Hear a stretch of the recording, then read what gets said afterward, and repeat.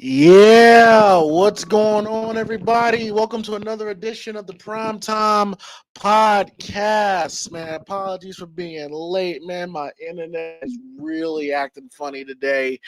Man, I had a whole intro video ready. I had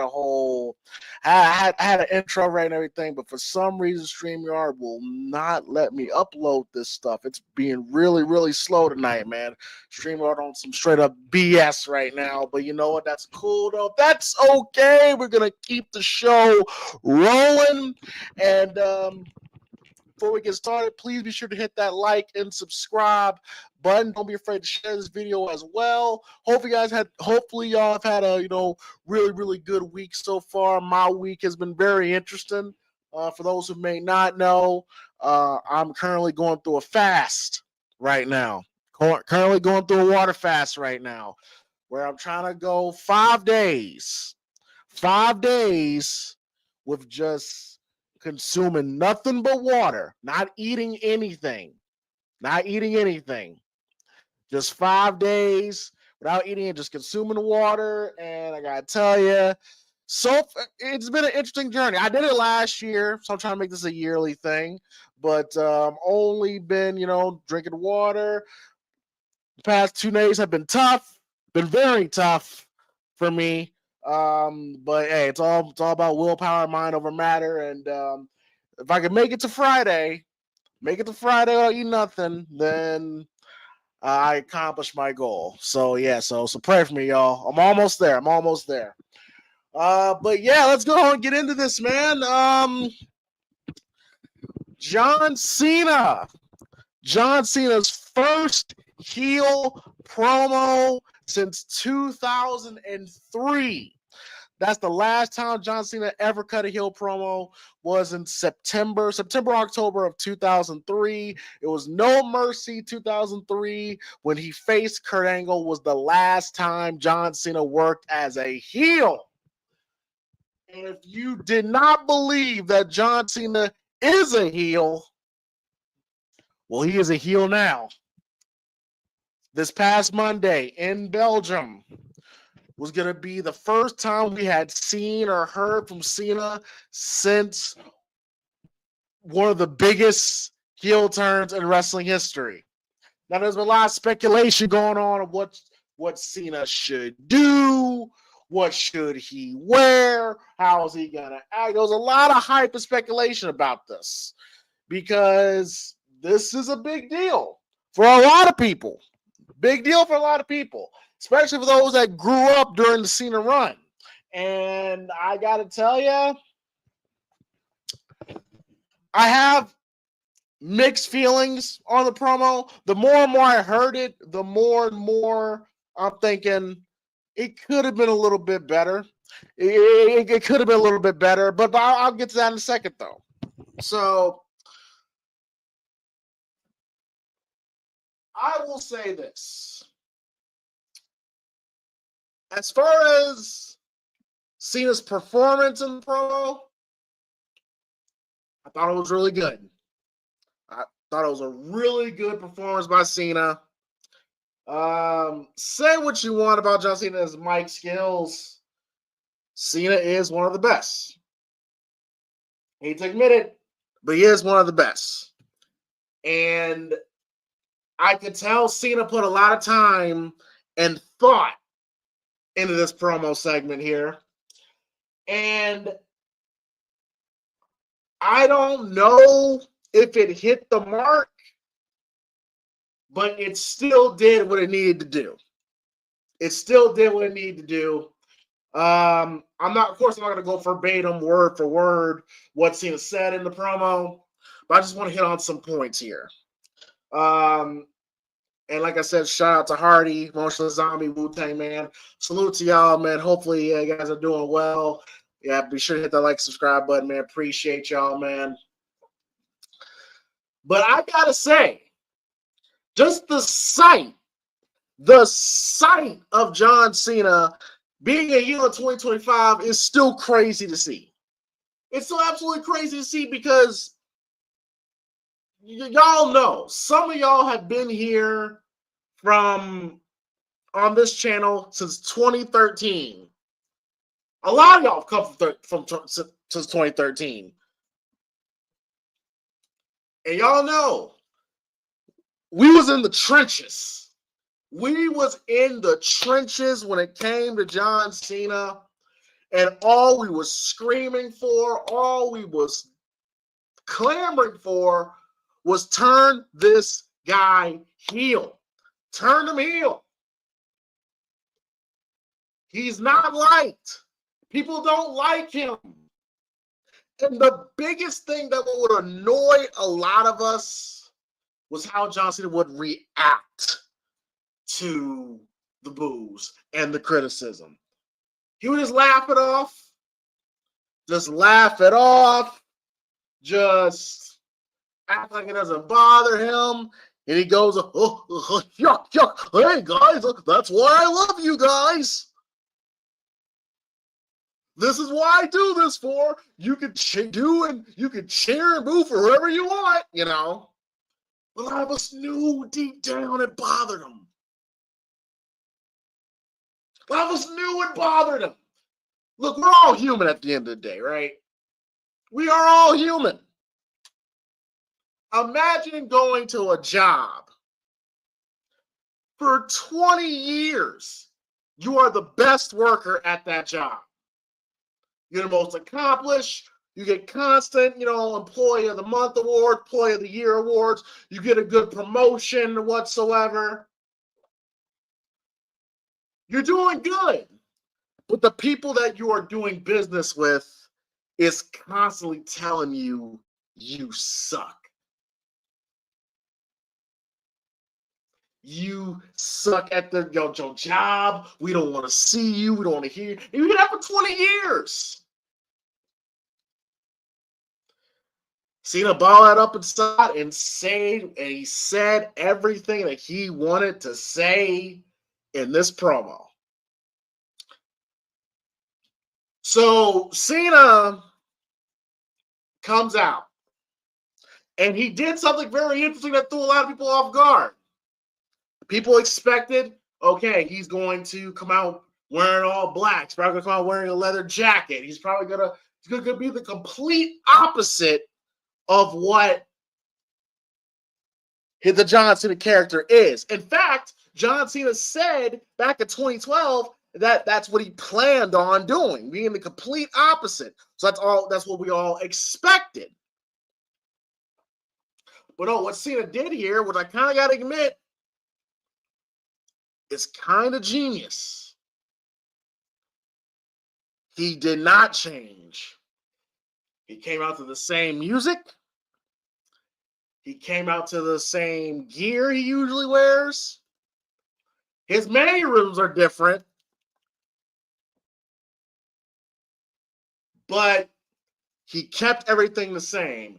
And the reason why he did that, which I gotta admit is pretty genius, it's because it's what we wanted. It's what we wanted. And what is the number one job of a heel? Is you pretty much take away what the people want. That is the number one job of a heel, taking away what the people want. And that's exactly what John did. And I gotta give him credit for that. I gotta give him credit for that. Comes out, same song, same gear, everything. And I gotta tell y'all, folks, this is the first time I've heard this. It's been a long time since we heard a whole arena boo John Cena. It's been a very long time since John Cena has entered an arena and the crowd is just shitting on him. I think the last time, what can we say was like the last time Cena was booed out the building? What can we say was the last time? Can we say like maybe 2014, 2015? That's like the last time we could pinpoint when Cena got booed out the building. Because let's be honest, folks, and this is kind of like a little bit of a problem I have with the promo. For the last 5 years now, 5, 6, 7 years now,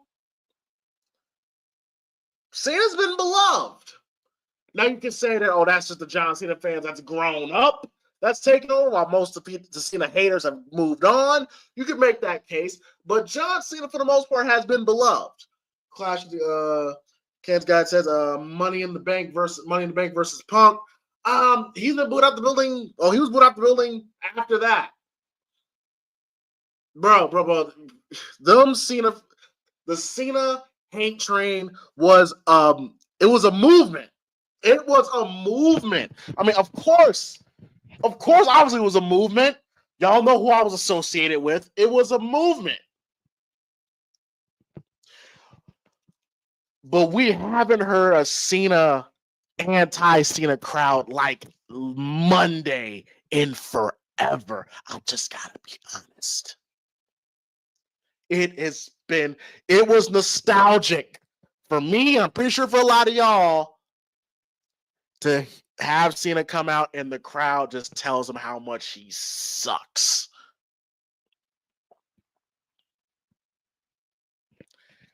The crowd was giving him hell.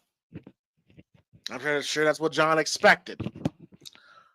And then John Cena cuts his promo and he pretty much addresses the criticism that he's been getting for 25 years, claiming he's been in an abusive relationship, how we bullied him, how we've been toxic towards him.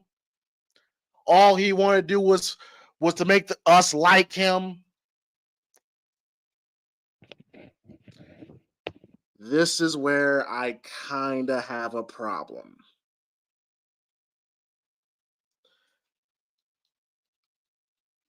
I thought Cena was being too on the nose, was being a little too meta for me. Right when he said, I'm not a baby face, I'm not a heel, I'm a human being, that threw me off guard. And he was going on this diatribe about how what we want, pretty much. I was kind of, that's kind of not where I wanted to go. Because it tells me that John Cena spends a lot of time online and he reads what's online. When these characters shouldn't really give a damn about what we say online, even though we know in reality that they do. But as far as these characters on this TV show, they should not address what the fans want online. Imagine you're watching a sitcom. Like, let's say, for example, Martin, right? Martin, we all know the drama that happened on the Martin show. We all know the drama. Imagine if Martin had a monologue and he addresses what the fans been thinking about the whole him and Gina situation. It'll be kind of like, what the fuck? No, that's not where you want. That's not where we want you to go with this. And Cena, I get Cena is trying to portray someone that has really been holding this stuff in. And this is what I want to ask you, chat. And some people have been saying this. Do you feel this promo hit the mark? Do you feel this promo did what it needed to do? Do you feel this promo made sense? Do you feel F on it. Do you think this promo was 10 years too late? That's been the criticism of this promo. People have been saying Cena's performance was great, but the content is dated. But I still think it did what it needed to do. That's why this promo was very fascinating to me, because John was still able to get the crowd to boo the hell out of him. Even though kind of towards the end of the promo, it kind of sounded like the crowd was kind of like, oh, well, you got a point. We were kind of horrible to him. But Cena made a lot of valid points. It was very interesting that Cena had no mention of The Rock. Didn't bring up the fact that it was The Rock that corrupted him. Didn't bring up the fact that. I keep telling you, bro, The Rock isn't the one who corrupted him. That's the point. Mm-hmm. This is Cena's doing. Him and Rock are partners in crime, but Rock isn't the one who corrupted him. Okay. Just like in our video that right after it happened, his heel turn practically has nothing to do with The Rock. The Rock just happens to be the person he is teaming with because it fits his agenda right now, but the heel turn itself has nothing to do with The Rock from a character standpoint. Okay, so how did you feel about the promo? Have you listened to it again since, or just listen? But how'd you feel about it? Yeah, I've watched it again. I think I've watched it 3 times. So I think the promo itself was really good. I think the big difference for me was Cena's cadence was different. He didn't sound like a politician finally. Because we've heard him even cut Hillish promos, and he's got a really specific cadence. Even back when he was Thugonomic Cena and Heel Cena, his cadence was completely different here. It didn't sound like he was cutting a promo, if that makes sense. But I thought the fans were great.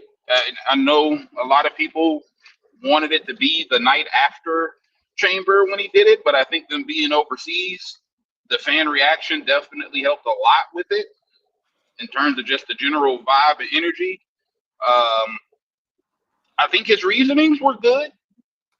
I thought that was one of Cena's best promos of his career.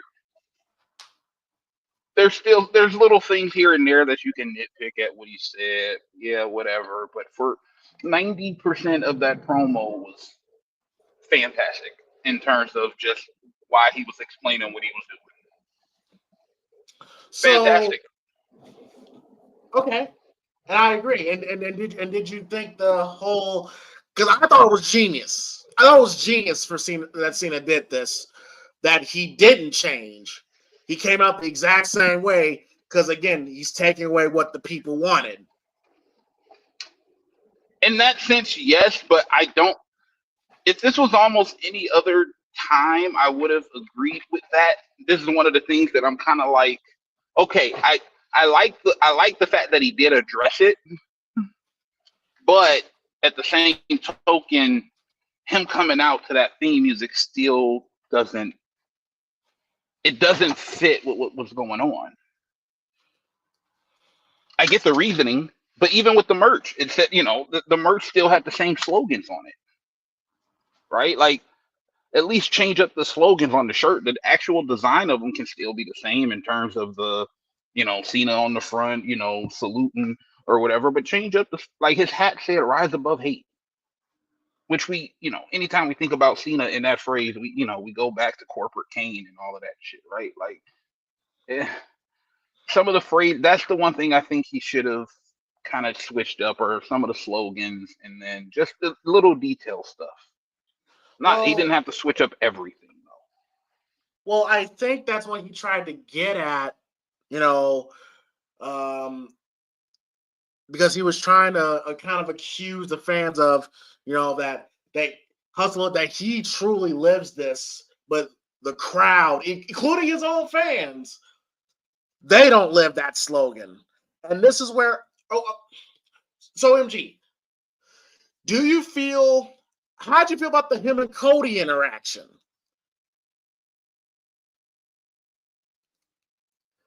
Because the one criticism people have about Cody is that when it's time to get serious, he stays the professional route. And I do believe that that's for a reason, but Cody had a lot of criticism about how this man kicked you in the balls, stepped on your head, beat you with his own watch, and you came out smiling. But I think what they tried to come across is, yes, Cody was pissed. Yes, Cody was pissed off. But then he saw and heard what Cena was saying. I looked at that as Cody was pretty much telling John, you know what? I'm not even going to waste my energy to be mad at you because you're pathetic. This version of John Cena is pathetic. I'm not going to waste my energy. And you going to bring this Cena? He said, I'm going to run you over. And I think this is where we're really going to get the escalation of Cena's character. I think Cena is going to change, but I think this is going to start. This is the beginning of it. Because if you noticed, Cena kind of didn't really, he didn't really say anything to Cody, but Cena was kind of being he was being douchey to Cody. But he didn't show any hostility. Now with him calling him a bitch, saying, I want to face the real John Cena, I think this is where we're going to see. MG, do you agree? I don't know if it's going to escalate as much as that, but I don't think you could have found a perfect person for Cena to turn heel on. We've had other big baby faces, but never somebody who was like in Cody's position. Because like even Daniel Bryan, he was always number 2. He was never the number 1 guy in the company, right? And Reigns got to the top as a heel. But we've never had another baby face that's like clean cut, kind of, perfect dynamic, basically Cena, but now Cena's the exact opposite. So I think it's perfect. Honestly, I think the dynamic between them is perfect. We'll see what they do storyline wise, but I definitely think I don't know. This changes kind of how I feel about how the Mania match is going to go down for sure. But it's interesting. Cody hasn't mentioned The Rock. Yeah, neither of them have mentioned them. Yeah. And that's what I keep trying to tell people. The Rock. This could have happened with or without The Rock. Goody.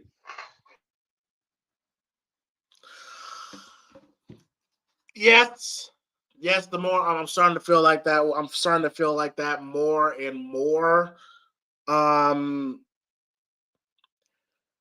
Because if you really think about it, The Rock wasn't needed. I think the only reason he was there, or why it helped for him to be there, is because he was already Cody's enemy, and he was selling the point of somebody's going to turn on Cody. But we could have, outside of that, we could have gotten everything that happened could have happened without The Rock. The Rock wasn't necessarily needed here. So will The Rock? Is this another example of The Rock kind of latching himself on? Because honestly, I mean, it might have been The Rock's idea from what we've heard, for Cody to initially turn. But in terms of Cena being the second option, okay, it might have been The Rock's idea, but it's not like from a on TV standpoint, character standpoint, The Rock wasn't needed. The Rock wasn't needed for Cena to finally get fed up with the fans. Which is why I think they went that direction with the promo of this is a toxic relationship with the fans. Not that. See, and when I said the other day too, when we did the other video, Cena's heel turn had nothing to do with Cody either. It had to do with the fans, and I literally predict and called it. You did. You did, but somebody can come back at you, MG, and say this. Okay, yes, his You said relationship what? with the fans, but someone can come. I can come back at you and say with this, MG, and people have been saying this. If this was 2015, it's perfect. But Cena No, for it's the not. last 4 or 5 years, no. But Cena for the last 4 or 5 years has been beloved. Not until he was a part-time. Yes, pretty much Not until like the he last was a decade. part-time. Yeah, for like the last decade, a lot of that vitriol the fans have from him died down.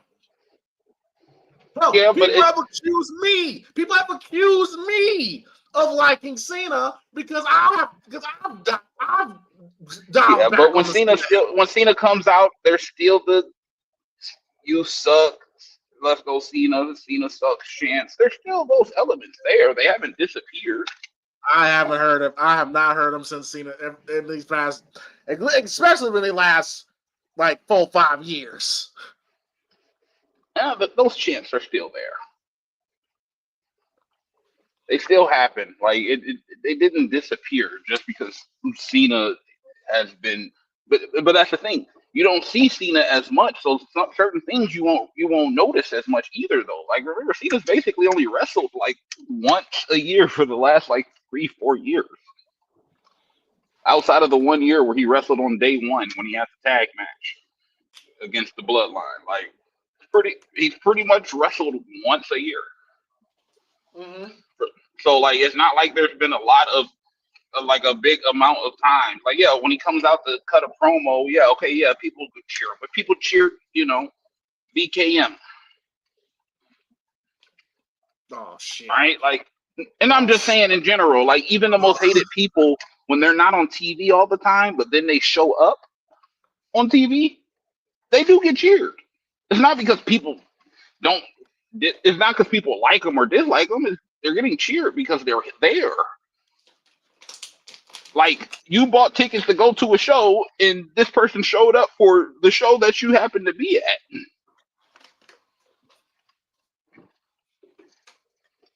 So I'm not gonna fault the fans for that in that sense.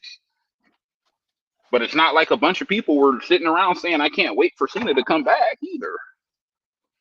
Oh well, that is true. That is absolutely true. Because it's interesting. It's very interesting what they have cooking up here. Now they did say that Cena and Cody is scheduled for next week. No mention of The Rock again. Still, he hasn't been advertised for it. No, Um, because he's not needed. He's just another layer of a foil. But at this point, what is he needed for? Cody walked so away and called Cena a whiny bitch. At this point, Cena should be pissed off. He should be pissed off the fans were rejecting him on Monday. He should be pissed off at Cody for calling him a bitch. What more? What more? Why is The Rock ain't needed here? This match hasn't. Is The Rock going to be wrestling? no, No. no, Is The Rock going for championship number 17 versus his no.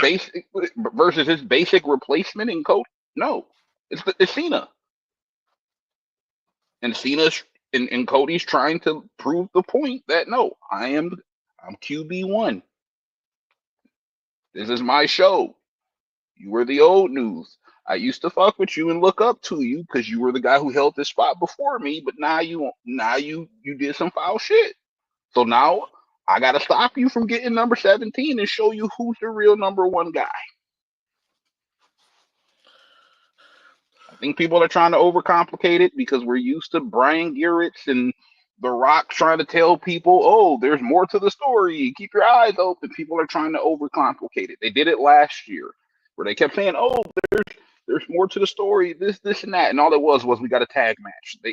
They talk about it like it's overly complicated and like there's a million layers to it when it really isn't. It's pretty clear, cut and dry if you just watch what's happening. We predicted the tag match was going to happen, and then they're like, "Oh yeah, we fooled all of you guys. We called a great story here, bro. We literally called that the tag match was going to happen. Y'all didn't do nothing that we didn't know was going to didn't know was going to happen." Yeah. The Rock, that documentary that they put out. I'm just like, it's pretty much like Rock and Triple H and all of them trying to kiss their own ass. It's like, bro, Yeah, it didn't go down like that, bro. no, and it's happening again, right? Where last year they tried to tell us Cody was willing to give up his title match at Mania, which was not the case. He didn't want to. Rock tried to strong arm it from him because he's the Rock. And eventually the higher ups and the powers that be said, we're going to go with Cody because look at the fans' reaction. This year he tried to strong arm Cody into turning heel. Cody said no.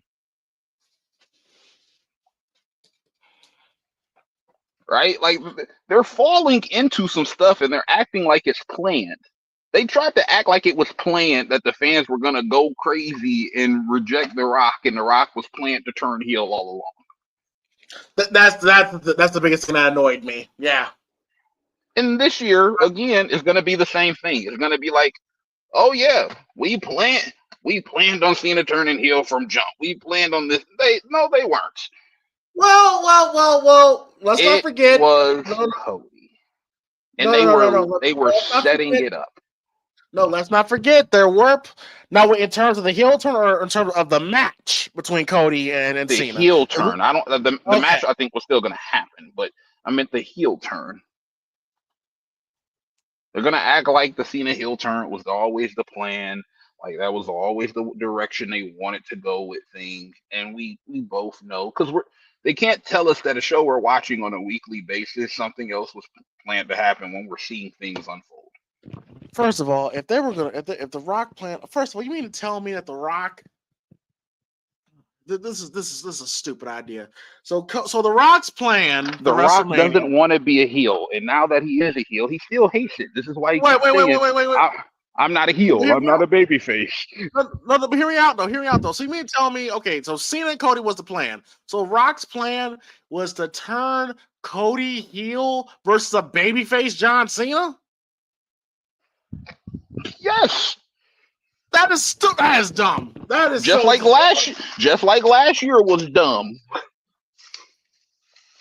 And everybody keep walking around talking about the Rock save Wrestlemania like people didn't want to see Cody and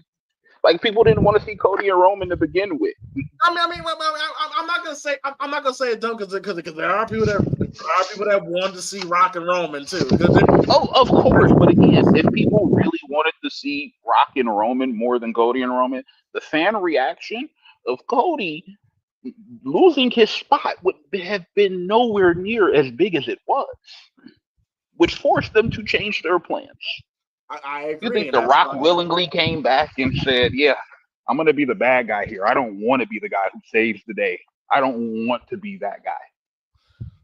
And that's where I will give The Rock credit. I will give The Rock credit for willing to, because again, The Rock, look, he's done this for a long time. The Rock was willing to pivot, and then we got the final boss. He only pivoted it because there was no other option. Because had he still rolled with the original plan, the fans weren't going to change their minds. Roman would have been the guy getting cheered.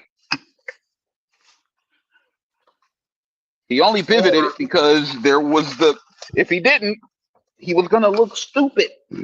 Oh, well, I don't know if Roman's going to get cheered. I think there's a great possibility that both of them want to get booed out the building. But no, Rock doesn't want to be a heel. That's why he keeps pulling I'm not a heel. I'm not a babyface. In today's modern wrestling, you don't have to be one or the other. Like, he's literally going against everything in wrestling history to try not to be to not be a heel. And now he got lonely. He didn't want to be the only bad guy. And Carlos, to answer your question, who was the top babyface in 2015? They tried to tell us it was Roman in 2015. Yeah, but if Cena tried to turn heel on Roman, well, what's that?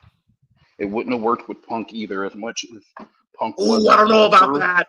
I don't know about that. No, the reason why I say it wouldn't have worked because Cena Punk their dynamic is a little bit more Austin Rock, I guess you could say.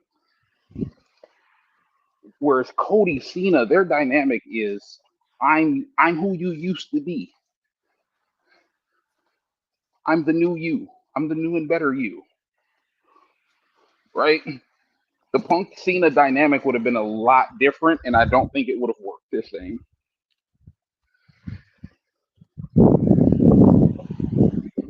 Hydro Man says Cody is universally loved by the fans. Yeah, there are a few that complain about him, but Cena being jealous of Cody getting organic reactions has always he always crave fits his character now, and I think down the road they didn't want to give us everything on the first week, but I think that, and he kind of hinted at it at the promo when he said, "Oh, Cody's the new shiny toy." I think they're going to address that there is some jealousy between Cena and Cody for sure, which I think is that's the perfect way to go.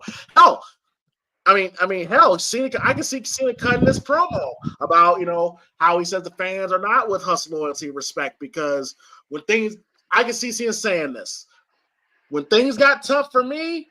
I put my head down, worked hard, and then I became great. But y'all cheering the man who and Cena. They can get away with this. You're cheering a guy when things got tough. Quit. He quit. He walked out. I mean, in reality, he got fired. But we'll know what Cena's getting at. He quit. He got fired. And y'all love and cheer this man. But I'm the guy that was here every single day working my ass off. But y'all hate me. But y'all love him. That could be another dynamic that they could go with the Cena thing, that he's low-key jealous of Cody and the reaction he's been getting. Yeah, he's jealous of Cody because Cody's doing the same things that he did, but he gets cheered for it instead of Yes. booed. Oh, somebody asked. Oh, That's somebody what I'm asked. saying. This is the perfect clean cut baby face. Cena's equal, basically. That's why this is so different and better than say it would have been with a Punk. Daniel Bryan wasn't ever the true number one guy anyways. He was always number two at best. But like this is why it works. Because they're the same person. Yes, somebody just texted me saying, imagine back in the late 80s, Hogan turning heel for Warrior. Yeah, it is pretty similar. That's what I said the other Yeah. day. Yeah, it'd be like Hogan turning on Warrior. Like it's much more. It'd be much more interesting because it's like this is your replacement. This is supposed to be you. Funny enough, that's exactly how I kind of wanted them to book the Charlotte Tiffany Stratton feud, but don't get me started on that. That would have made sense too, though. Yeah, I figured that's the right way they should have gone with that. Shout out to the chat. Shout out to sorry if I butcher your name, man, but Markobi Tron. He says he feels the only person that could have had a necessarily heel run with is Jeff Hardy. Because Jeff Hardy did say if he would have kept his head on straight, he felt like he would have been bigger than Cena. Yeah. Do you think it could have worked with Jeff? Maybe. I don't know. I think the problem is I don't know if Jeff would have been able to carry his weight promo. He wouldn't have been able to carry his weight promo wise. Jeff was not a good promo at that That point. was always his. Rey Mysterio would have been an interesting choice. Oh yeah, considering what happened on that episode of Raw. Yeah. That would have been a really, really interesting choice. But like sometimes, like I get it. Sometimes in like wrestling and in life, opposites attract. I get it. But sometimes you get moments in time where two of the same things are magical, right? It's the reason why. I mean, the match didn't turn out great, obviously, but Brock and Goldberg or the dream match of Goldberg Stone Cold, there's a reason why those matches had such appeal. Not just because they were just two fucking unstoppable forces, but they both were so similar, right? Like Austin Goldberg were so similar, right? Brock and Goldberg, similar in a lot of ways. one of the reasons why a lot of people want to see like a Jacob Fatu and a Roman. Just two badasses. Sometimes having two of the same things, one baby face, one heel, is all you need. Sometimes it works out perfect. For sure. What's going on, Arlo? Talking about the Cena heel promo, and what were your thoughts on the promo? I thought it was excellent. People have been waiting on that for such a long time. It sucks that it's coming like now, like with the year he's retiring, which is unfortunate because I feel like he's wanted to do this for a very long time, and you can tell for like the first time in a long time that like I don't know, it just doesn't sound like he's cutting a promo. He's actually like saying like it's like a lot of times it sounds like he's reading off a piece of paper or whatever, but this time it really sounded like he was just trying to get shit off of his chest. Shit that he's been thinking about for a long time, like he's a victim. Like I was never thinking that John Cena was gonna go in that direction with it.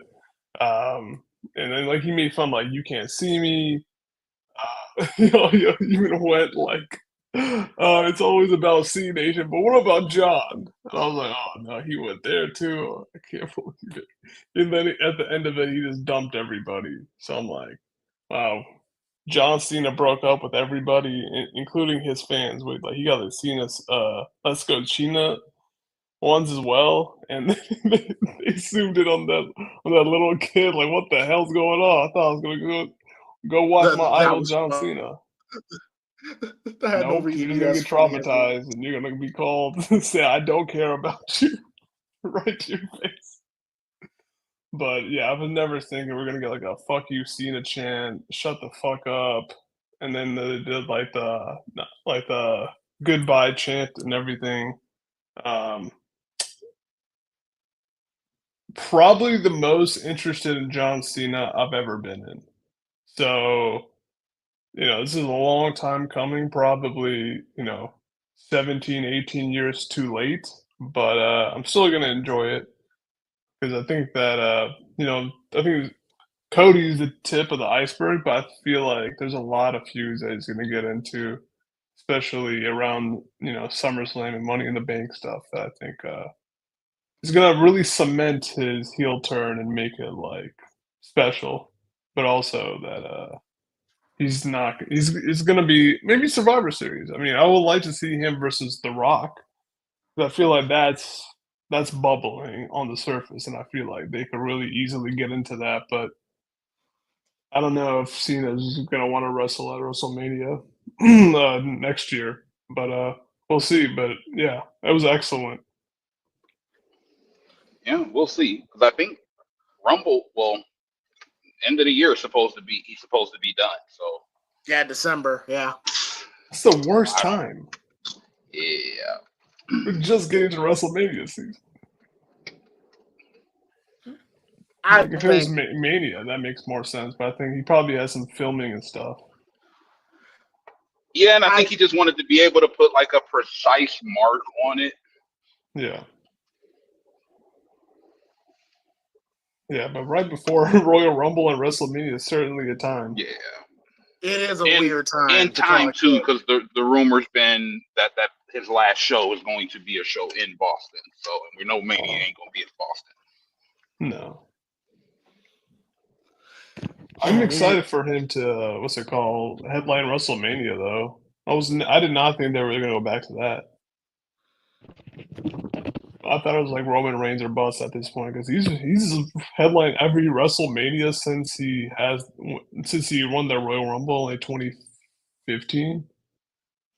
So yeah, that's definitely a surprise for me.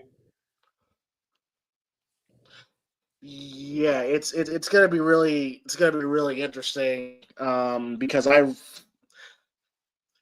it it's either gonna call it quits in December. So close to WrestleMania season. I think it's gonna be like a let's see what happens approach with him. right now, unless he does have some films lined up during that time. But yeah, it's right in December. This works perfect because he's going to headline his last WrestleMania. He's not going to be just another filler match on a Mania card. Because there's no guarantee that next year he would be main. There's no guarantee. Eventually, CM Punk gonna get one of these main events. Like, come on, like he gonna get one of these, right? But then you also kind of got to think, like, over the course of the next year. Well, just think over the course of the next year, Orton's due for another main event, right? You still got Cody, Roman in the equation. Obviously, Jacob Fatu is starting to get elevated. You still got like a bunch of AJ and Rey Mysterio are probably going to be done soon here too. Like, there's a lot of different factors that you can. Oh, I mean, with the way they're pushing Pentagon, I mean, Penta at this point he might be main eventing. They're gonna make that entrance for WrestleMania. It's gonna be crazy.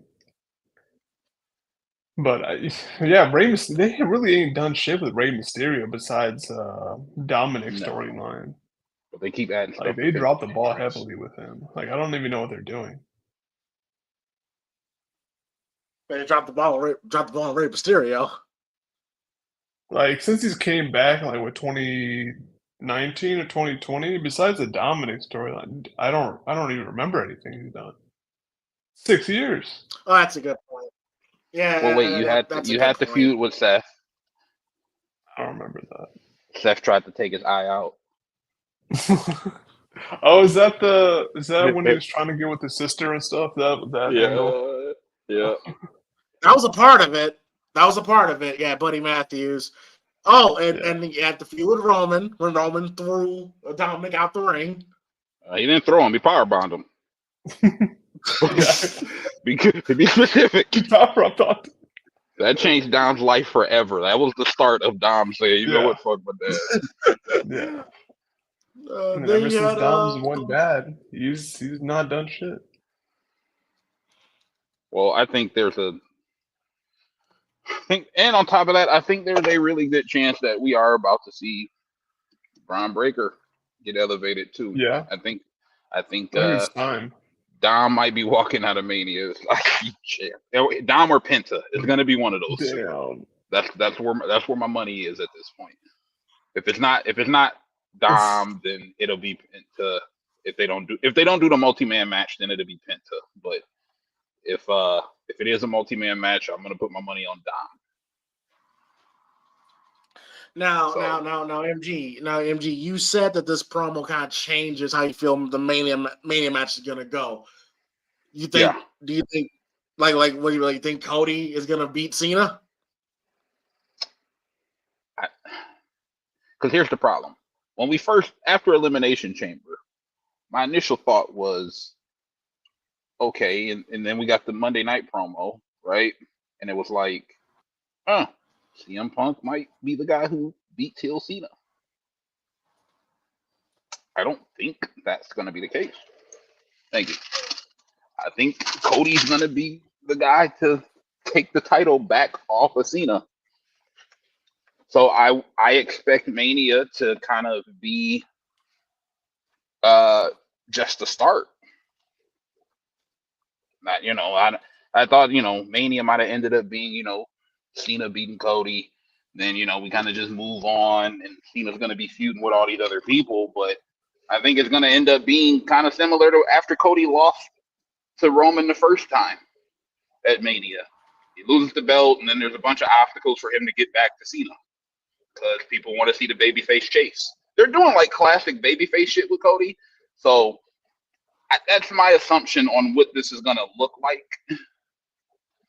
I don't think Punk, and on top of that, Punk has Cena's number, right? Yes. This is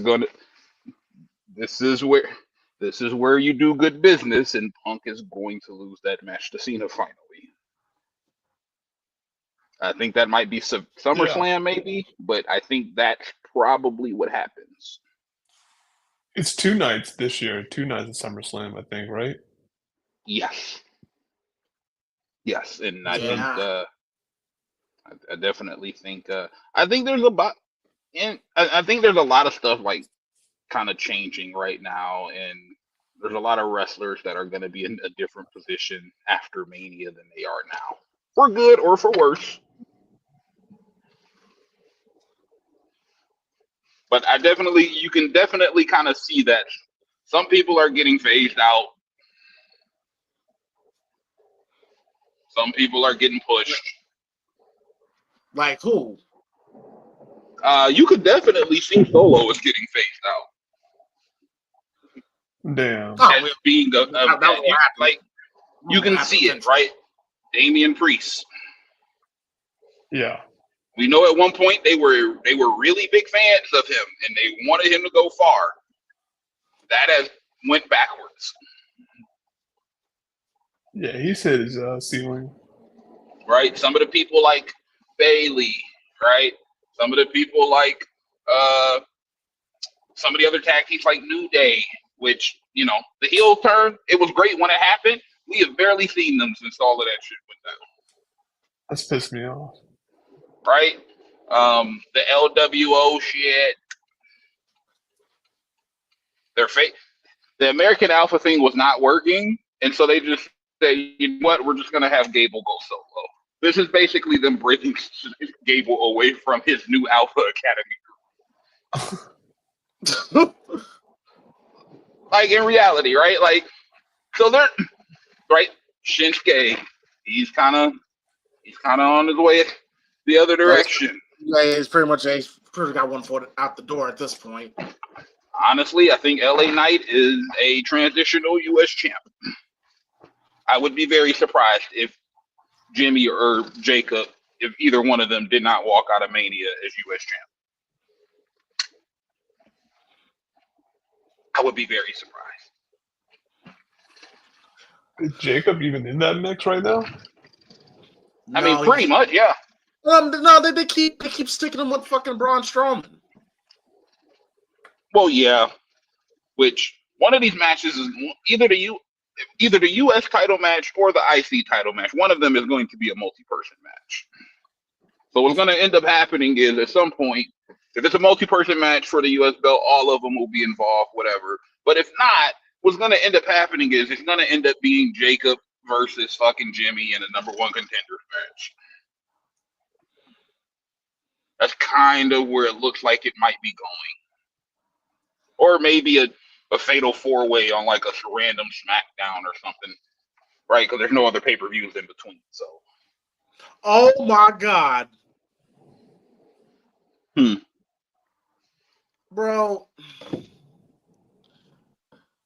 Once again, I'm looking at clips of the street fight between. Sorry, talk about a wrestling company that's irrelevant, but I'm looking at some clips of the street fight between Cope and Moxley. Y'all know the little board with the nails attached to the edge they're walking around with.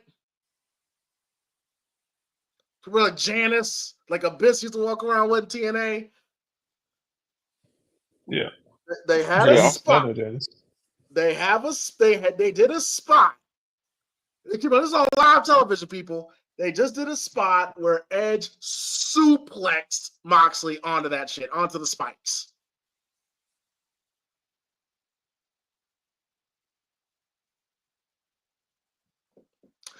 That's third member of the Shield, folks. I mean, who could have knew he would become the most unlikable? When at one point he was the most beloved out of them all, he was. right? Yeah, who would have thought, right? Roman flipped. Who knew he would have turned into WCW Jeff Jarrett? I ain't going that far. I don't know if I'll go that far. James, maybe it was this is up there. Maybe this is it was Sami Callihan after all. Oh God. Maybe that's what he needs. amazing how things change in like 5 years. Because when AEW first started, keep on, this is 2019. This is when Roman won the Tribal Chief yet, and this is when Seth, was going through that phase where he was going back and forth with fans, and people was annoyed with his title run. Moxley was the man. Now he's at the bottom. People have gone to really dislike him now.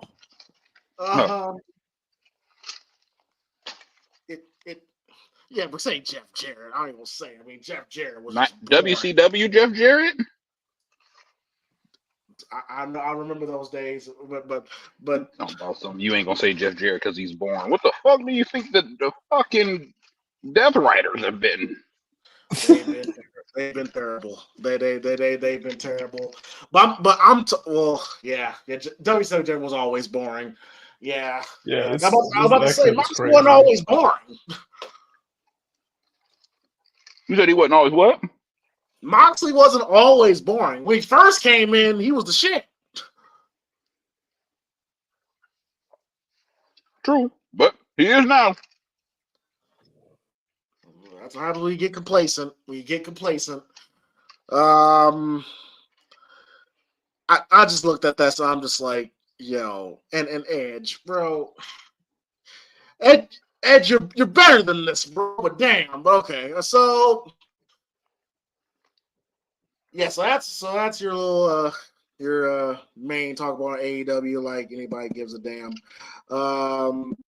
Any more thoughts? According to Swerve, AEW made CM Punk and Cody Rhodes bigger stars. What? Okay. Yeah. You might have a little bit of an argument. You might have a little bit of an argument on the Cody part, but to say that about CM Punk is crazy. Yeah, it's nuts. When they didn't draw anything close to what they were drawing when Punk was there. Look, first of all, look, Swerve. Look, he is an AEW shill at this point. He's gonna ride down for Tony Khan AEW at this point, which again, all power to him. But come on, that's a joke. That's an absolute joke. There's no way he doesn't believe that. There's no way he believes that. I'm pretty sure he does. Jesus Christ, Swerve. But yeah, so here's something I really wanted to get into, which I know probably will annoy MG, which is one of the biggest reasons why I wanted to talk about this. I don't know if you read this list, MG, but this list is a joke. It is a complete utter joke. BET, what used to be BET ain't been black entertainment. It ain't been that in a long time. No, it hasn't been in a while. Released a list of 15 of the greatest black wrestlers of all time, and this caused a lot of conversation and controversy when this list was dropped. Now, when I first read this list, first of all, how it's written, you ever been in those situations, or ever knew somebody, or ever been in that situation when you're in high school, we had to write a paper, but you prolonged it, and then the paper had to be due like 9 o'clock in the morning, and then you realize like, oh shit, I gotta get this paper due by 9 o'clock, and it's 8 o'clock in the morning, you have to quickly type some shit up and submit it. That's what this article sounds like to me when I read this. This is a joke. This is an absolute joke. It's ridiculous. As a matter of fact, I'm gonna go ahead and see if I can share this with the people that's watching us right now. Shout out to y'all, by the way. Hope you're enjoying the show. Hit that like, subscribe button. Chat, can y'all see this? Can y'all see this on the screen? Or ROMG, if you're watching, can y'all see it? Yeah, I see it. All right, cool. All right, so I don't fucking get off. God damn it. Very good. All right, so the list reads. This list was written by a guy named Tyler. Again, we don't know if this is a black man or a white man, but he writes this list where he says from Junkyard Dog slamming 450-pound King Kong Bundy with shocking ease to The Rock defeating Mankind at Survivor Series 1998 to become the first ever black champion. Black wrestlers have been revolutionizing the sport for the better part of a century. This countdown spotlights 15 black superstars who just didn't compete. They redefined wrestling despite any number of cringe to flat-out racist moments in wrestling's long history. We've come a long way from Bearcat Wright and Bobo Brazil fighting for pro wrestling's desegregation, from the world's strongest man to New Day to Bianca Belair making history as the longest-reigning black singles champion in WWE history, with her record 420-day reign as Raw's Women's Champion. These 15 superstars overcame industry's creative handcuffs to build legacies and transcend the sport. Now, all I can say, y'all, again, I don't know if y'all read this, but this list is crazy. First of all, we're off to a bad start. Number 15 is Jax.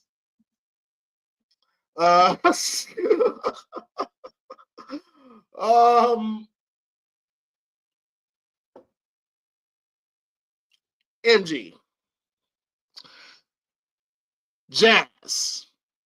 Number 15 of the greatest black wrestlers of all time. Now, who really remembers Jazz?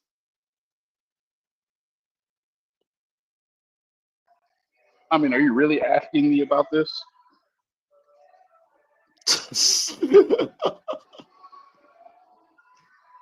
Like, seriously? I'm just saying. I'm the wrong person to ask about this list because I'm a. Oh, so you haven't read? So have you read this whole list? Yep, that's why I'm the wrong person to ask about it. Oh, so if you're reading this here, it says, her best match was against Trish Stratus on Raw back 2002. I don't remember it, so I couldn't tell you. The highlight of Jazz's WWE run is WrestleMania 18, when she defeated Trish and Lita. But let's be honest, nobody remembers Jazz. So RB 15 already is off to a bad start. Number 14 is Shelton Benjamin. I'm not mad at this. I'm not mad at Shelton Benjamin being here. Top 20 best wrestlers of all time. Says his best match was against Chris Jericho and Shelton Benjamin. I disagree. I heavily disagree. Everybody knows what Shelton Benjamin's best match was, and that was against Shawn Michaels for the Gold Rush tournament on Monday Night Raw. I'm assuming to talk about the match he had with Jericho at Backlash 2005, but I'm not mad at this. MG, do you have a problem with this? I'm not mad about Shelton Benjamin. Okay. 13 is Naomi.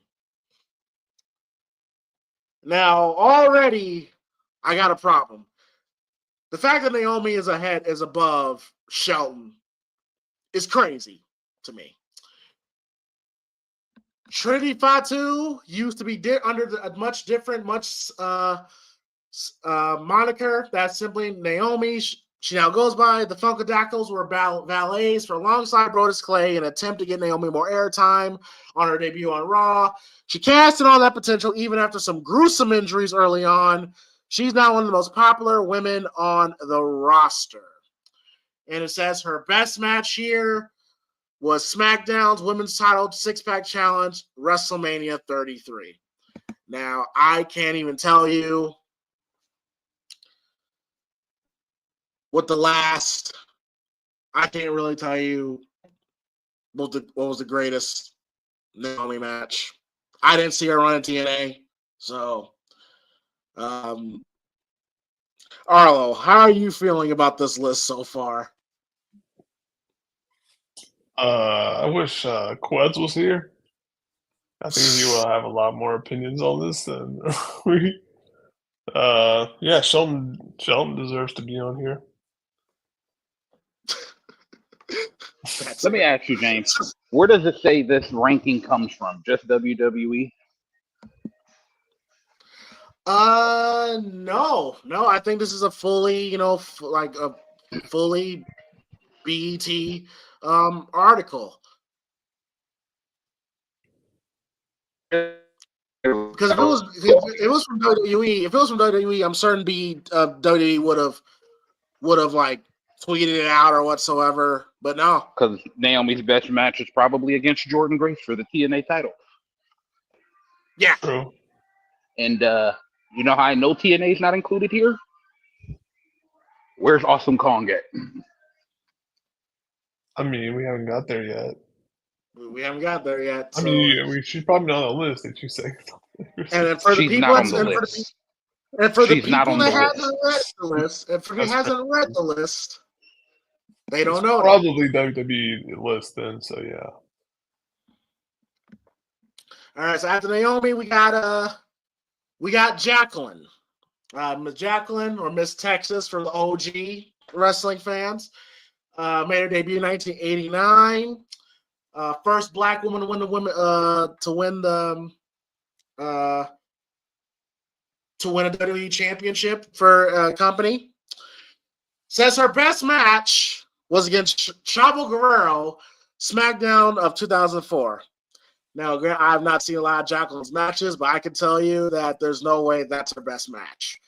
Her time in Texas, her time in WCW, there's no way this is her best match. But all respect to Jacqueline, all respect to her. Definitely a trailblazer. Y'all got a problem with this? MG got a problem with this? Yeah, she's going to listen to Awesome Kong is not. There is not a woman on this match that should be here over Awesome Kong. Period. Okay, I hear you. I hear you on that. All right, so next up is Big E Langston. Big E Langston.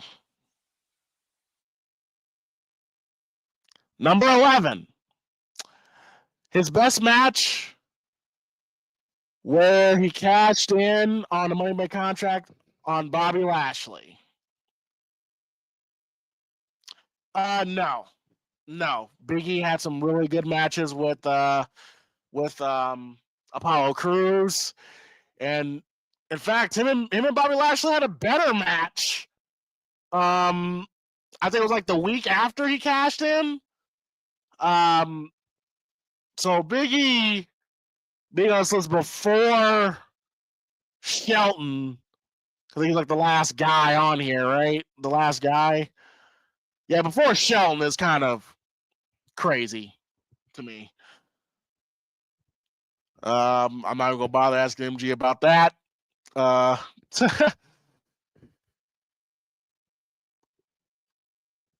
Number 10, Devon Dudley.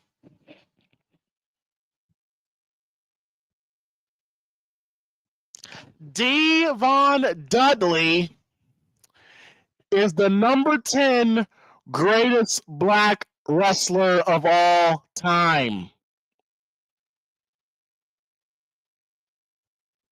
MG Arlo, when you hear that, what comes to your mind?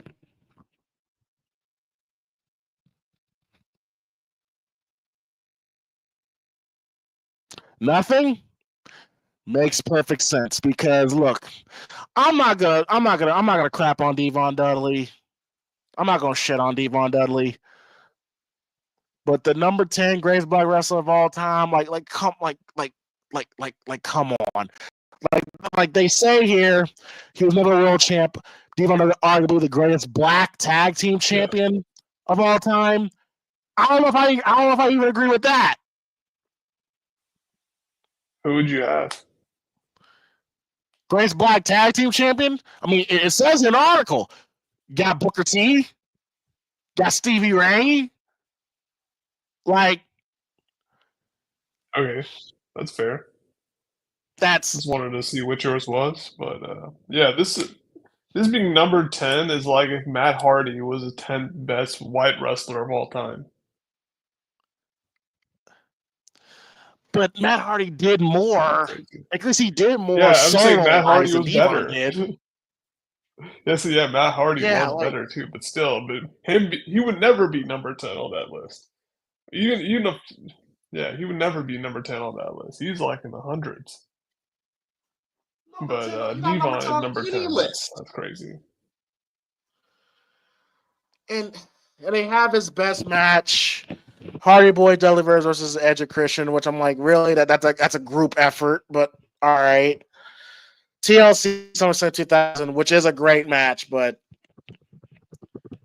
they couldn't find a single diva. This is how you know. This is how you know the person that wrote this article is either a wrestling fan that is super young and doesn't really know his history, or he Googled black wrestlers and then put them in a bundle and then just wrote and just typed out the order that they pulled them out the bundle. Like, no disrespect to Devon Dudley, but that's ridiculous. Number 10. Number 9. God damn, she looked good. Bianca Belair. Bianca Belair, number 9. I mean, if you're gonna, I'm gonna speak for Arlo and MG here. We all like Bianca Belair. Correction, And I love Bianca Belair. Okay. And we all want to see Bianca Belair succeed. But top 10 though? Ain't that a little much? Well, they just felt like they had to include some women on here, so. I mean, they put a lot of women. Yeah. Maybe like half women. I mean, like, it's either her or Sasha that's going to be number 1, right? For WWE black women's wrestler. Yes. I don't know if she's on the list, but yeah, she's like top 5, I believe. Okay. Which that's ridiculous. No Awesome Kong. I'm gonna restate that again.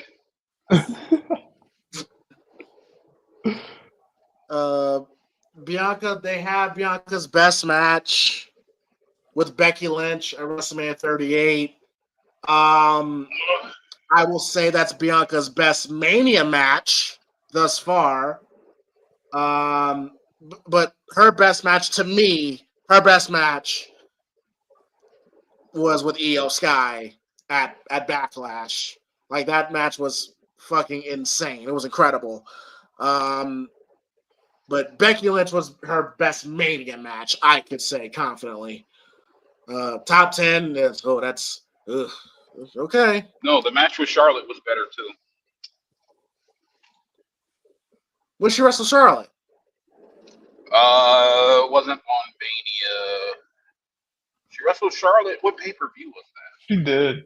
What was it? I don't remember her wrestling Charlotte. Remember, she's beat all the 4 horsemen.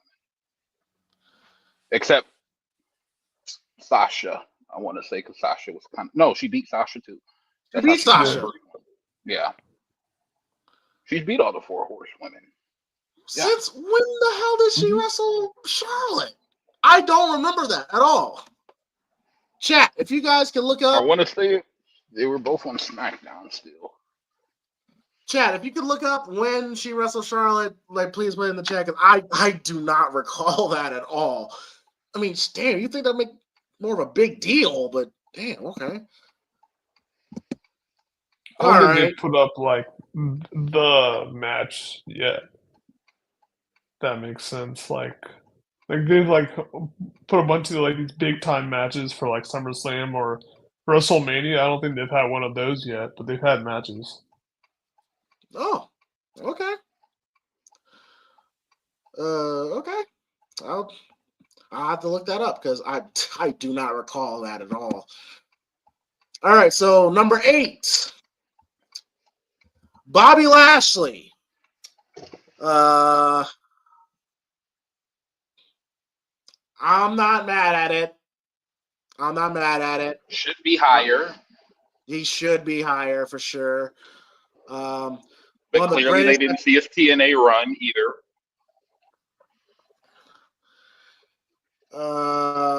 Yeah, talks about his accomplishments, shaving Mr. McMahon's head, the match he had with John Cena, the one and only match they had, which is crazy. And he had his best match, which 1, hell no, and 2, his best match was against Big E, Roman, and Bobby Lashley. Y'all, I do not remember that happening.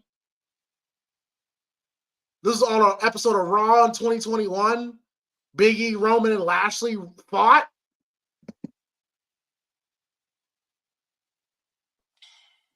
This is coming out of the pandemic.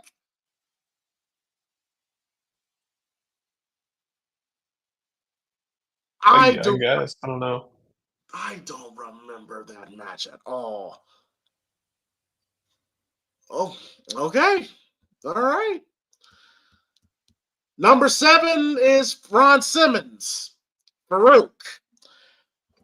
Should be higher.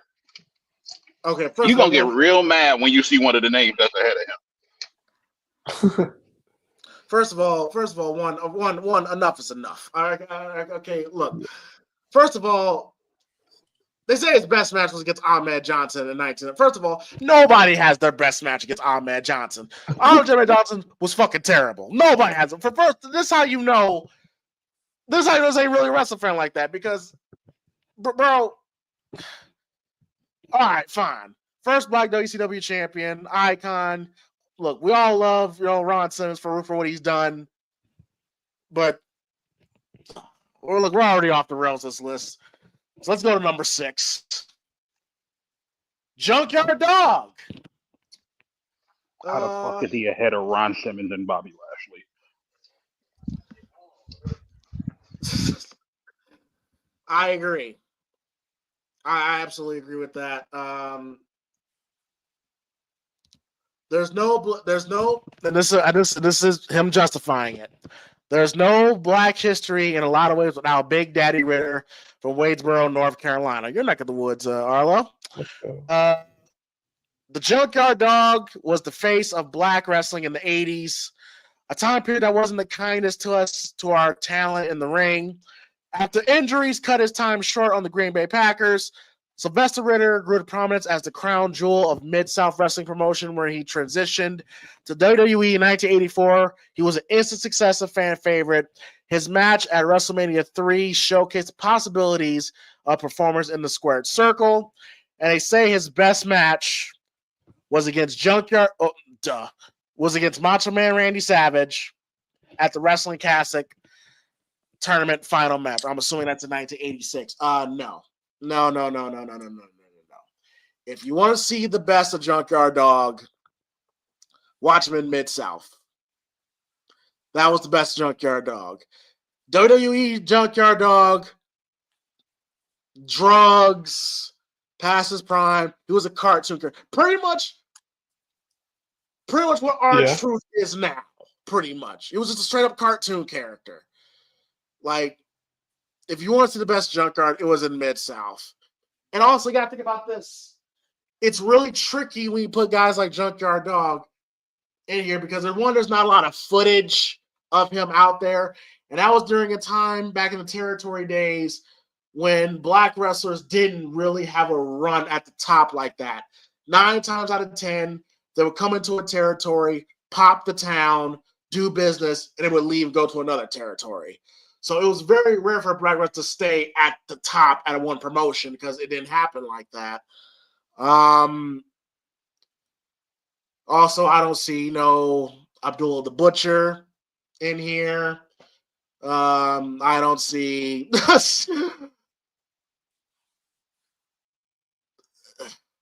Okay. Number 5. This is the top 5 greatest black wrestlers of all time, according to Black Entertainment Television.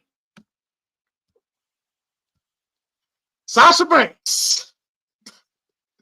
Oh, Mercedes Moné. Look, first of all, top 5 is insane. Yes, MG, according to BET, Sasha is greater than Awesome Kong. Greatest. Get it right. The greatest black women's wrestler of all time. Yes. Yo. Look, can we say as of right now, Sasha is the biggest black female wrestler as far as mainstream wrestling? Yes. I think with better booking, I think Bianca could be bigger, but right now it is Sasha. Yes, it is. But top 5 is insane. It's absolutely insane. They say her best match was against Charlotte Flair for the Women's World Title in the July episode of Monday Night Raw. I think I remember this. I think this was the Falls Count Anywhere match, which I'm not going to hate on. I do believe that was definitely one of Sasha's best matches. But the first thing that'll come to my mind as the greatest Sasha Banks match is, of course, the classic match with Bayley at NXT TakeOver Brooklyn. Like, come on. So yeah, top 5 is insane. That is crazy. Number 4, Mark Henry.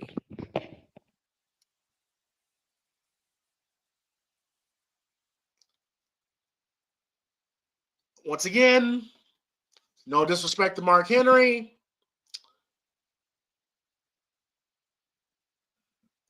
Before the Hall of Fame, a lot of us didn't give a damn about Mark Henry. Let's be honest, okay? Like, for a good decade, not a lot of us cared about Mark Henry. The Hall of Fame stuff was great, but keep in mind, folks, that was 20 years into his career at that point. Like, he was sexual chocolate. A lot of us earliest memories of Mark Henry was him fucking Mae Young, and then she gave birth to a hand. They did not take him serious at all. And plus, he's over Farouk and Lashley. I disagree. I disagree. I think this is way too high. How you feel, Arlo? Mark Henry, top 4 greatest black wrestler of all time. Yeah, I think it's a little high. I mean, there's a couple of spots. I think he still did a lot, especially at that time when there was like nobody. It was just like him and like Kofi Kingston or R-Truth at that time. There's nobody doing shit. So, I give him his due, but yeah, it's a little high because he pretty much had like a 2-3 year top career. Like the other guys on this list have been on top for at least like 6-8 years. So yeah, but I like Mark Henry though. I grew up with Mark Henry. I like Mark Henry about him. Like I like Mark Henry too. I mean, but we got to be real when Mark Henry. Like before the Hall of Fame, a lot of us didn't really care. And it said his best match. I'm just saying I'm not gonna say anything bad about him just because I like him. But yeah, a little high. Yeah. His best match was against Randy Orton at Night of Champions 2011. I'm gonna have to agree with that because I can't really think of. A lot of us don't remember Mark for his matches. A lot of us for his moments. No. So top 3. Number 3, Kofi Kingston. Whoa. Kofi Kingston is the number 3 greatest black wrestler of all time. Wow. Now this guy Tyler says his accolades are part of the reason he's this high up on the list. His talent's undeniable. When Kingston debuted in 2006, the assumption was that the sky was the limit. Just like many black acts on the list, he was brimming with confidence and had early wins and mid-level title fights to back his rise. It was hard to think of anything but WWE Gold being in Kingston's future by the end of, I don't know what that word is, with big wins over Chris Jericho, run into Randy Orton, but it wasn't until Kofi Mania at the end of the 2010s when Kingston turned into a real star since his debut. He's been in close to 2,000 matches in the ring, and his win at WrestleMania 35 was long overdue. His best match was against Daniel Bryan, WWE title match WrestleMania 35. People, now, as much as a lot of us have all crapped on the New Day stuff and Kofi Kingston, people really don't understand how much black people love Kofi Kingston. They love Kofi Kingston. Right? We all remember how they stood in solidarity for them to be the first to be WWE champion. I think Kofi Kingston is the first fully black WWE champion. If we're really going to be honest, and we'll get to that person and say, "Oh, this is going to make you laugh." Who's number 2? But 1 and 2 probably going to make you laugh. And let's not forget, a lot of Kofi Kingston's run on the main roster, a lot of times he's always had a championship. If he was not Intercontinental champion, he was tag team champion. And we all know that run, they always had tag team belts. So he always had a title. He always had a title. So I guess I can understand that. But number 3, you think it's too high up for him, Marlo? Oh, Kofi? Yeah. Yeah. He's above Lashley. He's above Shelton. Ron People Simmons. really value him being there for a long time, him being like on TV and doing something for like was it 2006? He's been on the main roster, I think the article said. It's crazy. That's crazy. Like no other black wrestler's ever done that. I remember those Jamaican promos, vignettes he did before he made his debut. Kofi used to be actually from Kingston. Yeah, for sure. For sure. Now, folks, number 2. Number 2.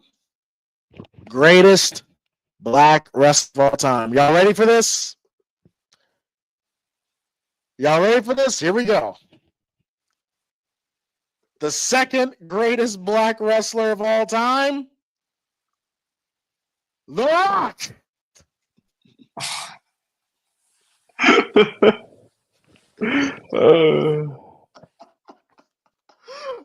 Yeah.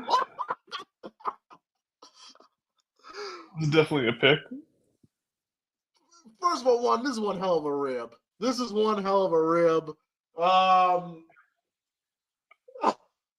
So, okay. This is him justifying why The Rock is the number 2. In terms of icon status, there is an argument to be made that no one who stepped in the ring under the WWE banner has done more for the company than Dwayne The Rock done. Then why is he number 2? Why is he number 2? Okay. He says nobody's done more for the company than why is he number 2? Okay. Who's number 1? Oh, you'll see. Says he'll come from wrestling royalties. Father Soulman Johnson was a real fixture during his Day Under the Lights, his grandfather, High Chief Peter Maivia, you know, the whole $7 production, all that stuff. Yeah, we know The Rock. The Rock tells his life story every time he's on camera. Rock is wrestling. He's on magazine covers, action movies, and all that fun stuff. So, in his best match against Stone Cold, WrestleMania 17, as great as that match was, his best, I mean, yeah, the match with Triple H. I probably would have gone with him and Hogan around 18. So yeah, folks, The Rock is the second greatest black wrestler of all time. This is MG so disappointed he dipped. Yeah.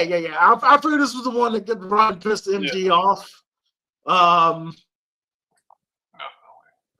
Great, that's a great point, Moses. How did Roman not make the list if The Rock is not on here? If The Rock is on here, that's a great point. That's a great point. I think the person writing this article don't even know that they're related.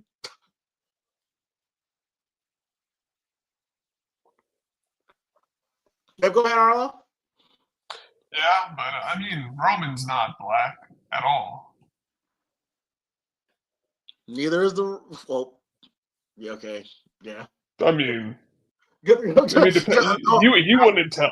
say he is, but his daddy would. Oh, it definitely was. Yeah, so you're asking MG? Hell no. It depends on the article, actually. Sometimes he is, sometimes he isn't. Yeah, it depends on who The Rock's talking to. Yeah. Yeah, but if he has to be number one if he's on the list. Like I don't know who it is. I have a guess because there's a huge person that I'm thinking of, and is it Booker T? Yeah. Okay, that's crazy. That's crazy. I love Booker T, but come on, man. Yes, Booker T is the number one greatest black wrestler of all time. Again, we all love Booker T, but he's not the number one greatest. I mean, no one's gonna be mad at it because, like I said, we all love Booker T, but in the grand scheme of things, that is crazy.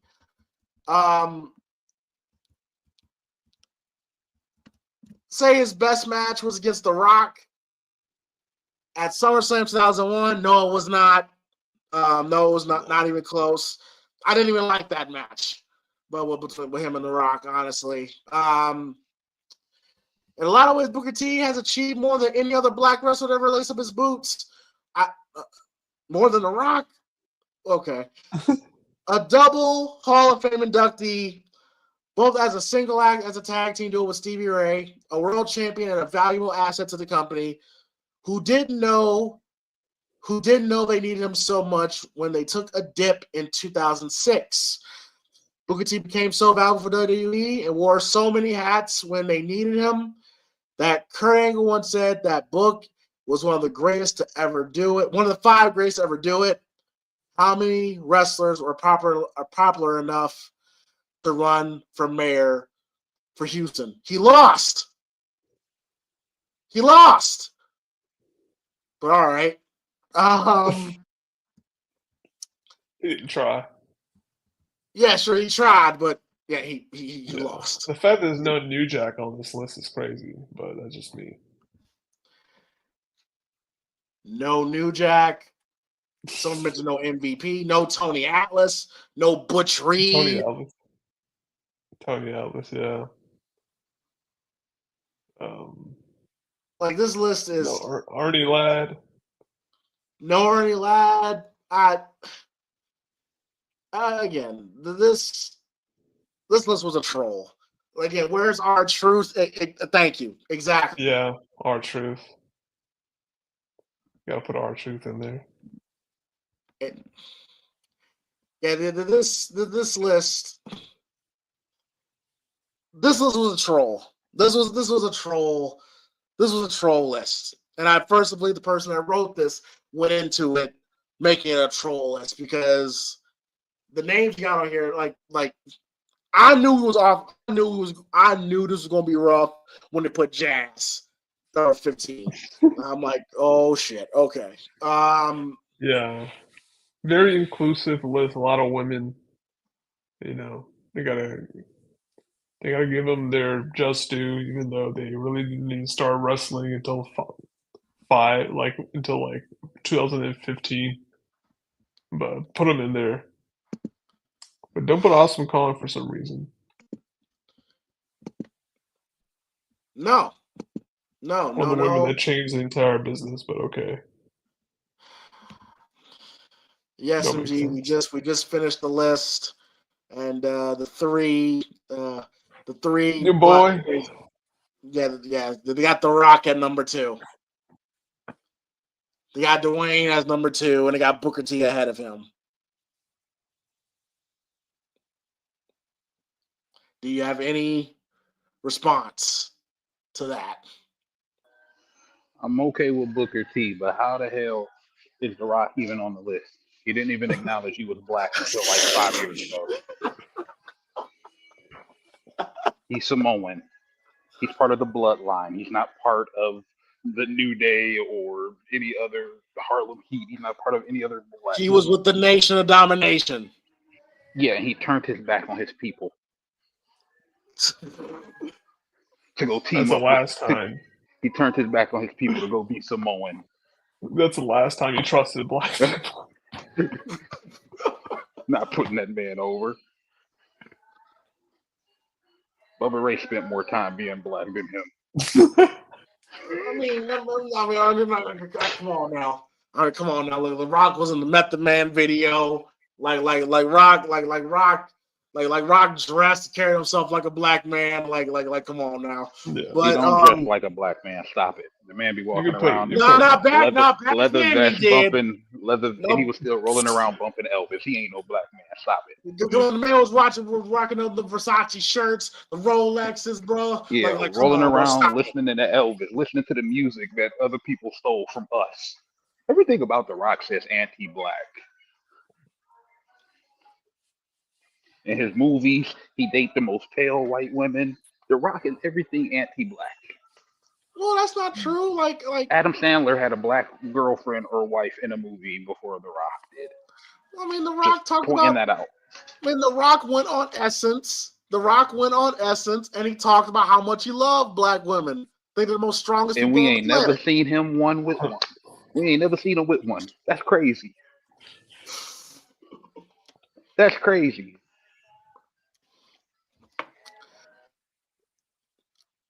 So it ain't got nothing to do with what The Rock has done for the business. It's just because you just don't like him.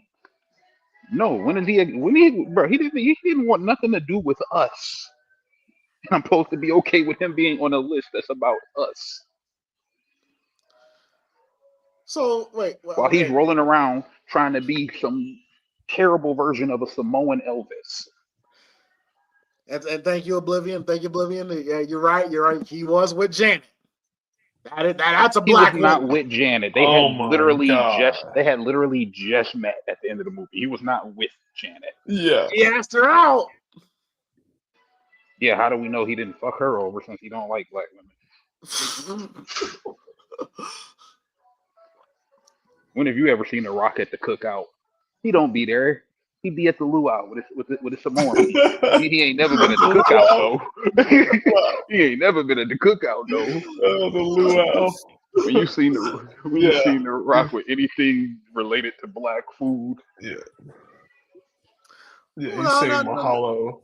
No, didn't Rock come out in that press conference say he used to he grew up listening to Lil Wayne and Doo-Doo Brown and all that stuff? First of all, if The Rock said he grew up listening to Lil Wayne, that would make him Hulk Hogan and Kamala Harris. Because he was out before Lil Wayne. So I'm just gonna leave that one there for you. I was gonna say grew up watching. I'm like 10 years older.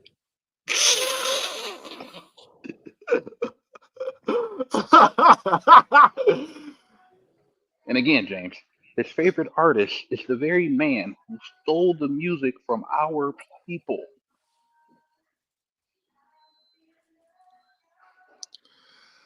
Stole our music. And there's also some other things about Elvis that are similar to Drake accusations. Uh, But that's his favorite artist. well,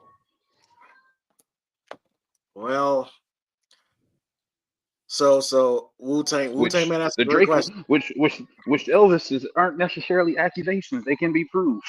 I mean, not proven. I mean, come on, like his wife. Like enough said there. But Um, yeah, that's who big The money. Rock chooses to be his favorite. Man walked around with Elvis sideburns for half a decade, doing doing fucking rock concerts with music inspired by Elvis and country music. The man ain't black, bro. once again, to quote somebody that that I used to be associated with, his name is Dwayne Johnson, bro. I don't give a fuck if his name was That's as black Daquan. as you can get. I don't care if his name was Daquan.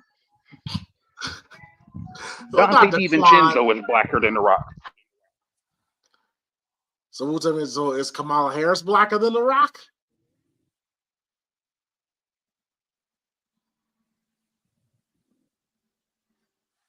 Oh, we may have got him there. Wait, I didn't hear what you said. I muted for a second. It's Kamala Killer Cam blacker than The Rock?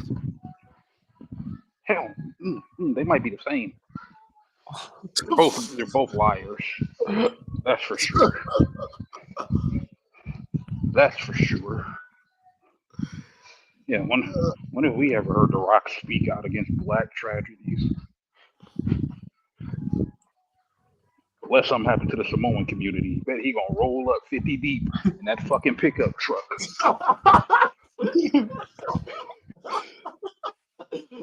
Bro, he bringing the Terramana, bro. He That man came back to help Roman Reigns. He ain't come back to help R-Truth. He don't give a fuck about our truth. I don't think even knows R-Truth's even in the company. So you're saying black people are invisible to The Rock? Well, not according to this list. Not according to BET.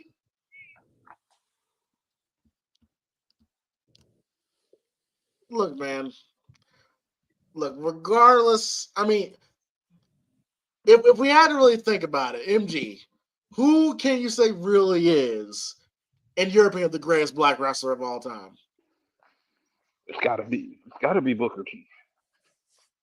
If it ain't Booker T, who else could it possibly be?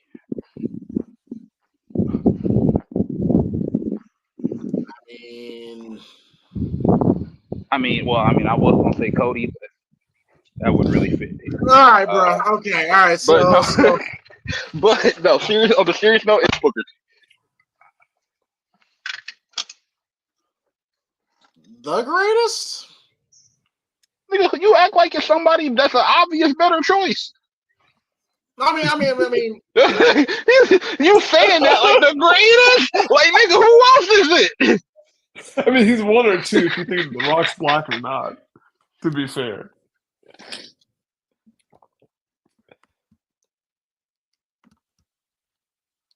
You got a name? Yeah, bro. Really? Yeah, who else? I mean, five-time WCW champ in a racist organization like WCW. Yeah.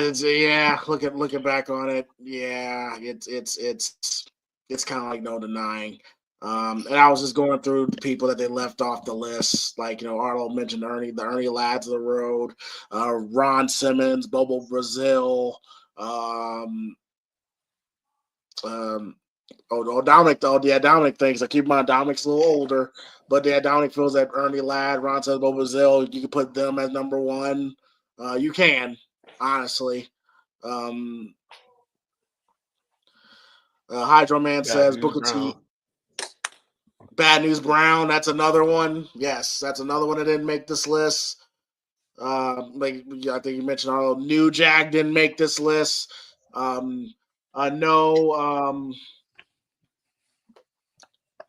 Like I said, Abdullah the Butcher not on this list. Yeah. Roddy Piper that one time. I ain't going there. I'm gonna leave that alone, bro.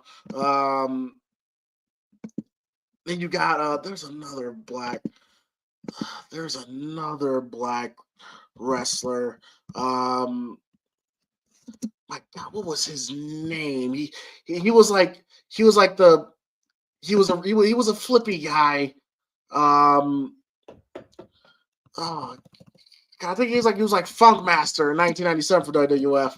But his actual name, it's on the tip of my tongue. Too Cold Scorpio. Too Cold Scorpio. Yes, Too Cold Scorpio. He's not on this list. No Jay Lethal, MG. Not Jay Lethal. Yeah, like I said, of course, because this list doesn't include anything but fucking WWE. Like C Mill says, no MVP. This is literally a WWE list. There's nothing about no Swerve Strickland,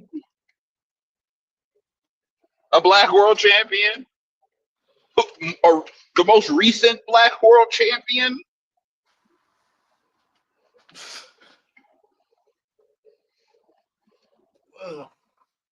Like I said, when I think about this person that created this list, I just think this person just Googled black wrestlers' names and then just put it all on a shuffle and then just wrote like the highlights or like the highlight that most people would potentially know them from. And clearly are aimed towards a younger audience but this list is a joke. I don't think this list should be taken serious. Most lists on AI generated. Yes, thank you, C-Mills. That's the perfect way to describe how this list AI ain't this stupid. Yeah. When it comes to lists like this, it a lot of them is a joke. It is a plain joke, and it shouldn't be taken serious. Yes, was Crime Time on the list? No, they weren't. Nope. 2 members of the New Day was on this list. Trying to think of other black wrestlers that make it. Not even fucking.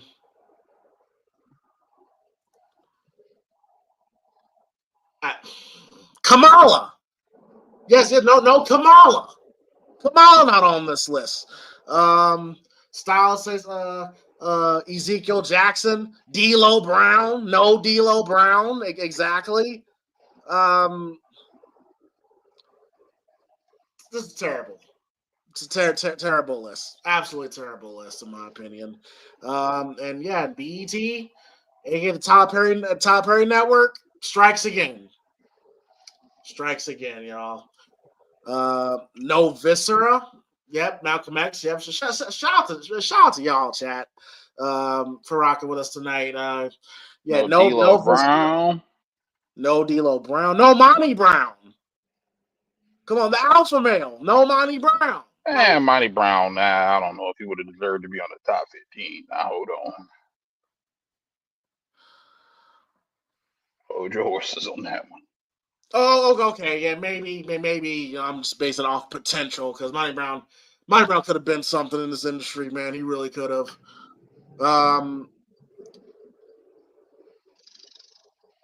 Sean Benjamin is on he is on the list, except he was number 14. He was number 14.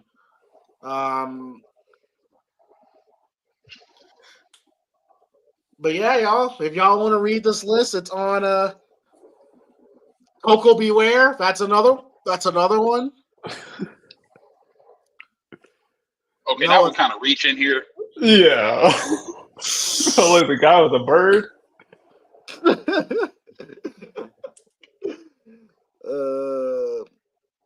Carlos says no Athena, Ember Moon, for those who may know her. Fuck her. Where's fucking Awesome gone?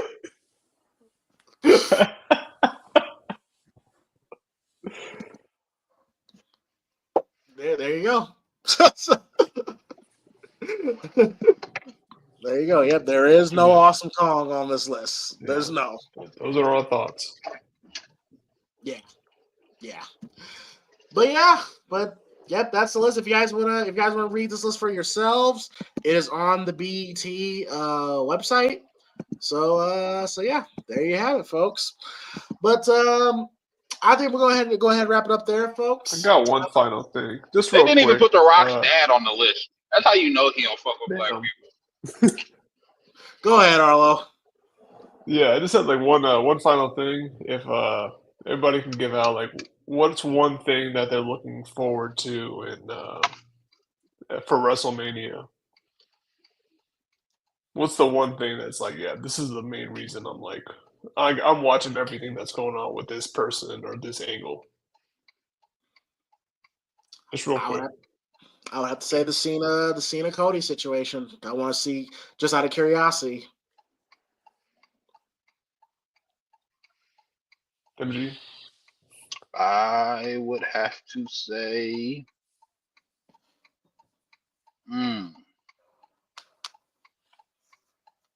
Cena Cody would be number one. But I mean, just in general, I think the thing I'm most looking forward to, I think as of right now, the match card, I think we should have pretty good matches across the board, with the exception of maybe Gunther and Jey Uso.